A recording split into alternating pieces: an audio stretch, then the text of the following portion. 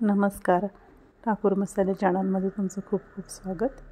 आज शिमला मिरचीची बेसन पीठ घालून सुकी भाजी करणार आहोत. एकदम पटकन बनते आणि अप्रतिम चवीची असते. पोळीसोबत, भाकरीसोबत खूप छान लागते. तुम्ही डब्यासाठी सुद्धा करू शकतात. लहान मुलांनाही खूप आवडेल.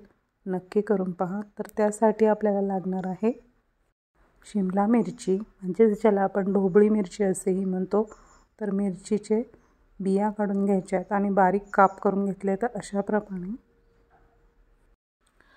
एका मिक्सरच्या जारमध्ये 3 ते 4 हिरव्या मिरच्या, 8-10 पाकळ्या लसणाच्या, 2 ते 3 इंच आल्याचे तुकडे घ्यायचे आहेत आणि याची मिक्सरमधनं दरदरीत अशी पेस्ट तयार करून घ्यायची आहे.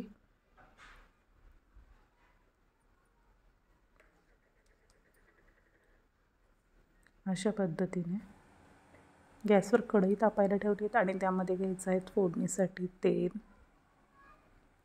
तेल तापल्यावर घ्यायचं आहे मोहरी तडतडली की त्यामध्ये चिमूटभर हिंग घालायचं आहे आणि लसूण आलं मिरचीची पेस्ट. लसूण आलं मिरचीची पेस्ट व्यवस्थित परतून घ्यायची की लसूणचा कच्चेपणा दूर झाला पाहिजे. त्यानंतर त्यात घालायचे आहेत 1 चमचा हळद आणि 2 चमचे लाल मिरची पावडर. ही लाल मिरची पावडर काश्मीरी लाल मिरची आहे, त्यामुळे ती तिखट नसते जास्त. छान तेलामध्ये परतून घ्यायचे आणि हे जे आपण शिमला मिरचीचे तुकडे करून घेतलेत ते ह्या मसाल्यामध्ये घालून घ्यायचे पूर्ण. गॅसची मीडियम फ्लेम ठेवायची आहे आणि छान एकत्रित करून घ्यायचं आहे सर्व तेलामध्ये. या फोडी चवीपुरतं मीठ घालायचं आहे. मीठसुद्धा व्यवस्थित मिक्स करून घ्या. त्यानंतर बारीक चिरलेली थोडीशी कोथिंबीर घालायची आहे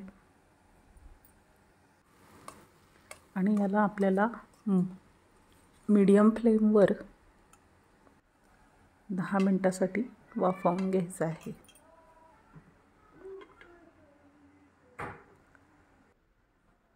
10-15 मिनिटांनी बघूया. अर्धवट अशी वाफवली गेलेली आहे शिमला मिरची. आता या स्टेपला आपल्याला त्यामध्ये टाकायचं आहे 1 वाटी बेसन पीठ. तुम्ही शिमला मिरची किती घेतात त्यावर हे बेसन पिठाचं प्रमाण अवलंबून आहे. पीठ घातल्यानंतर व्यवस्थित हे मिक्स करून घ्यायचं आहे भाजीमध्ये. बेसन पीठ घातल्यानंतर गॅसची फ्लेम ही बारीकच असू द्या. आता यामध्ये अगदी थोडंसं पाणी घालायचं आहे. तर या ठिकाणी मी फक्त 2 चमचे पाणी वापरले आहेत वाफ येण्यासाठी. जास्त पाणी घालायची गरज नाही. अगदी तेवढ्यात ही छान वाफवली जाईल भाजी. झाकण ठेवून बारीक गॅसवर पुन्हा 5 ते 10 मिनटं वाफवून घेतली. खूप छान अशी वाफ आलेली आहे.